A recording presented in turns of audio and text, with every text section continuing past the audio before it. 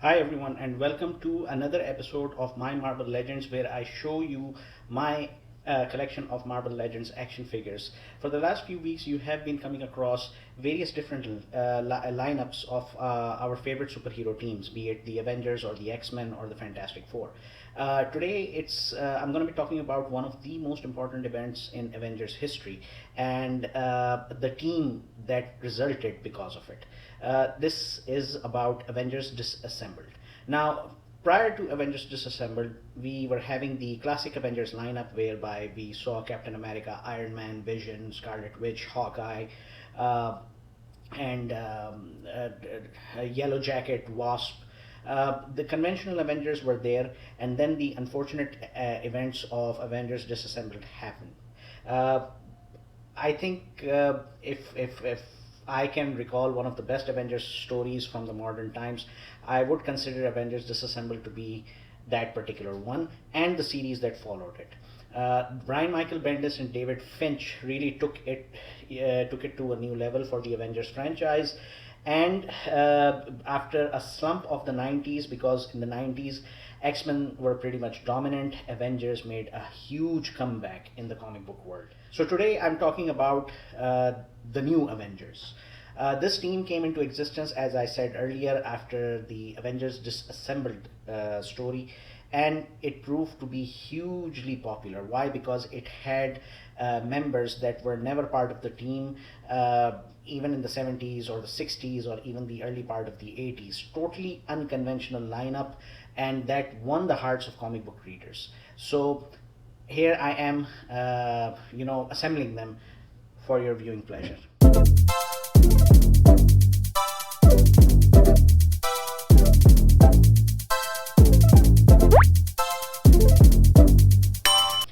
So this was the first batch of the new Avengers, which was really unconventional. Why? Because here we find Luke Cage, the Amazing Spider-Man, and Wolverine being part of the team, whereas Captain America has always been a central, pivotal figure, if I might call it, as well as Iron Man, and to some extent Jessica Drew had been on and off the Avengers roster.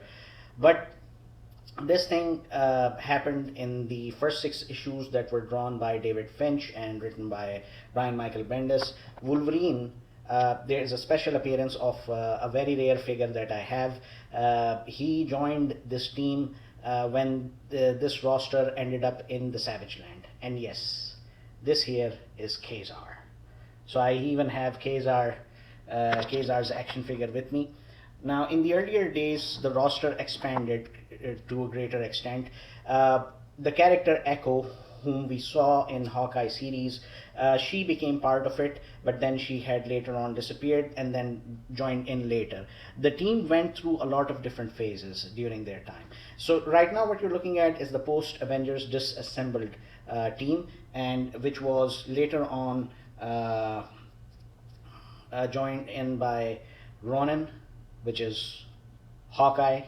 I have his alternative head without the mask in my accessories box, but I wasn't able to get them out for this video. So we have Ronan, and we also have Sentry, the Superman-like figure, whose name was Rob Reynolds, was added into the roster. This character was relatively new, never part of the Avengers conventional lineup. He was similar to Brian Michael Bendis' creation, like Jessica Jones, which was created in the 21st century, but then it was retroactively connected and made part of the mainstream Marvel universe. So all of these characters would play a very important role later on as things move forward. Now, after Avengers Disassembled, the team went through changes. And in Civil War, when Captain America presumably died, the lineup was altogether altered. In that respect, what we saw was that Iron Man would be leading the pro registration side, and under him would be the mighty Avengers, who would be having Miss Marvel, Hank Pym, and all the other characters, whereas Captain America, after being presumed dead, had to be replaced by a team leader. So in comes Luke Cage. Now, again, Maya Lopez as Echo joined the team, but there were some other characters as well, some of our favorite characters who became part of the new Avengers.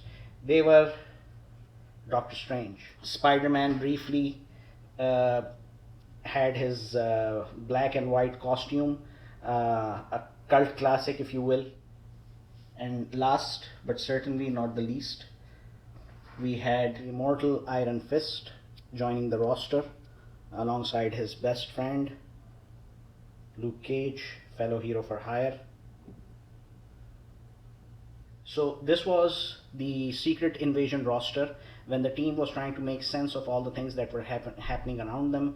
And this was primarily the team that came across the first revelation that there was something sinister happening behind the scenes.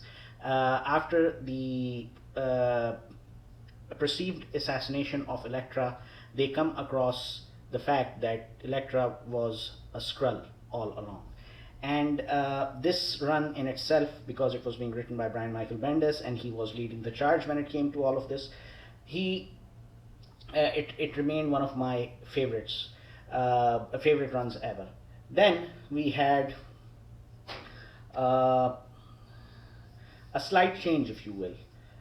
During the post-Secret Invasion, when Marvel Universe had entered the Dark Reign phase, whereby Norman Osborn becomes a hero because he was part of the Thunderbolts and he took out the Skrull Queen, and at the same time the government realized that this secret invasion happened because Tony Stark was compromised, so Tony Stark gets fired, and Norman Osborn is basically the national security czar for the United States, and that started Dark Reign. And in that, we come across this Captain America.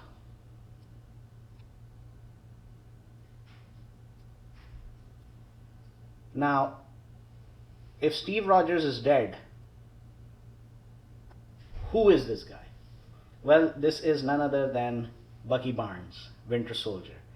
Bucky Barnes donned Captain America attire briefly up till the point of Siege, up until the point of when Captain America finally makes his return and wields the shield. So Bucky Barnes also comes with his own shield. This beautiful uniform, as you can see, is just beautiful. One of my favorite issues from Secret Invasion is the one when Bucky comes together with Thor and Iron Man after the events of Civil War. It was really emotional to read all of that, because I really didn't like the fact that they had disappeared Captain America. Now I'm gonna say disappeared because back then they were saying Captain America has died, but I knew for a fact that he is too important to be removed completely from Marvel Universe. But this particular episode, when all these three Avengers come together, symbolically it meant a lot to me.